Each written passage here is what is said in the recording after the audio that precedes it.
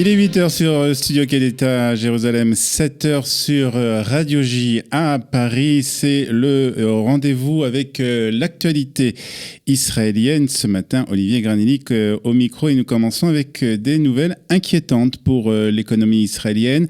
En effet, le déficit du budget national est passé de 14 milliards de shekels en juin, selon des données publiées par le ministère des Finances. Ce chiffre représente un déficit de 3,9% du PIB, du produit intérieur brut, est légèrement supérieur, plus exactement, au déficit annuel de 3,8% enregistré en avril et mai, et bien au-delà de l'objectif de 2,9% fixé par le ministère des Finances pour l'année 2019. Les données montrent que le déficit cumulé a atteint 21,9 milliards de shekels pour le premier semestre 2019, un déficit cumulé pour la même période en 2018 s'élevait lui à 7,8 milliards de shekels, pratiquement donc 3 fois plus.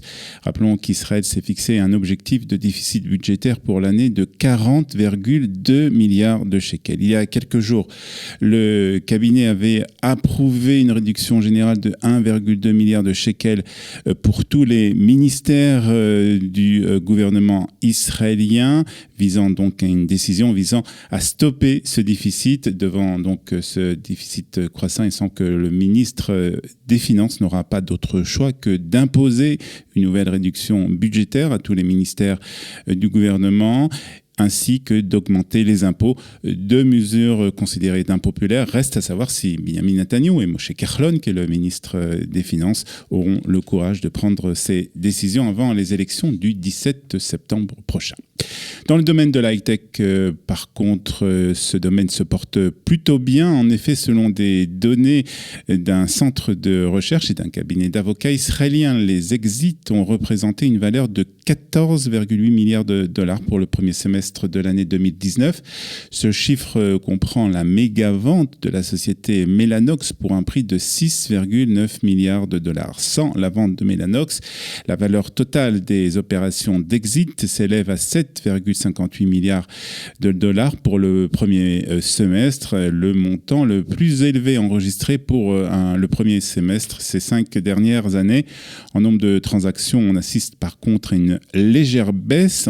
Pour le premier semestre 2019, il y a eu 66 transactions contre 73 en 2018. Politique à présent avec Naftali, qui aurait proposé à Ayelet Shaked de conduire la liste du parti Ayamin Achadash, en fait le site d'information de Time of Israel, qui fait ce matin ses révélations. Selon l'offre, Naftali Bennett démissionnerait donc de son poste de coprésident et céderait sa place de numéro 1 sur la liste du parti à Ayelet Shaked, qui serait donc désignée la seule chef du parti. Porte-parole a refusé de commenter cette information, mais a confirmé que Ayelet Shaked et Naftali Bennett étaient engagés dans des discussions sur leur futur rôle dans le parti. Le mois dernier, un sondage publié par le journal Makor Rishon avait révélé que Ayelet Shaked était de loin la candidate la plus populaire pour les électeurs sionistes religieux pour diriger un parti de droite uni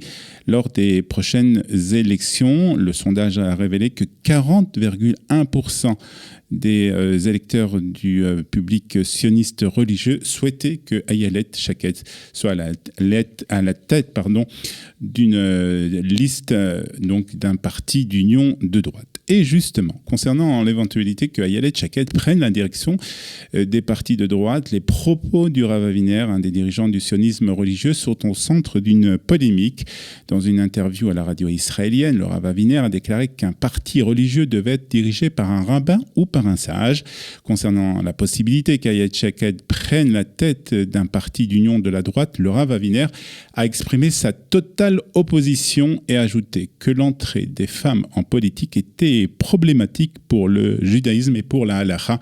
La place des femmes n'est pas en politique, a insisté le Rav Aviner. Ces propos ont provoqué de nombreuses réactions. Le numéro 2 de Kahol Lavan, le député Yair Lapid, a déclaré que les fanatiques et les misogynes ne devaient pas faire de la politique ni être rabbin d'ailleurs. Et le député Israël Beitenu, Oded Forer, a déclaré que nous continuerons à protéger Israël en tant qu'État juif et nous lutterons contre le phénomène de transformation d'Israël en État halachique. Le Rav Aviner sera dans quelques instants l'invité de Studio Kalita pour répondre justement à ces questions concernant ces déclarations. Et le ministre de la Sécurité intérieure a reconnu que la population israélienne d'origine d'Éthiopie n'avait plus confiance en la police israélienne. Il a appelé aussi à réformer l'organe chargé d'enquêter sur la violence policière en Israël.